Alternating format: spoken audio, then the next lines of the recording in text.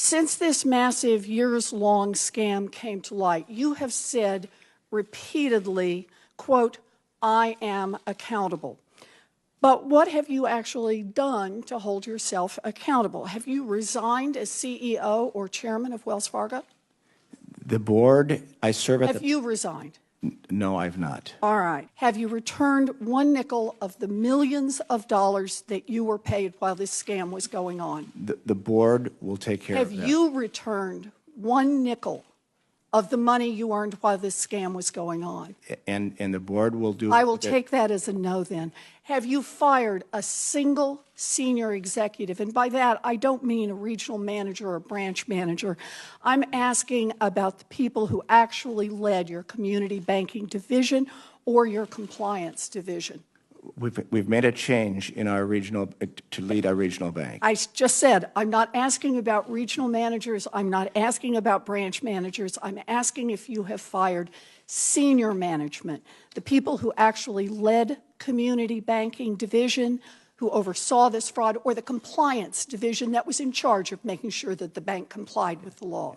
Carrie Toll said. Did you fire no. any of those people? No. Okay. So you haven't resigned. You haven't returned a single nickel of your personal earnings. You haven't fired a single senior executive.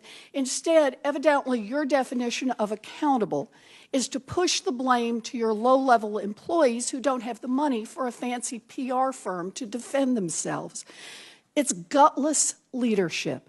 Here's what really gets me about this, Mr. Stump. If one of your tellers took a handful of $20 bills out of the cash drawer, they'd probably be looking at criminal charges for theft. They could end up in prison. But you squeezed your employees to the breaking point so they would cheat customers and you could drive up the value of your stock and put hundreds of millions of dollars in your own pocket.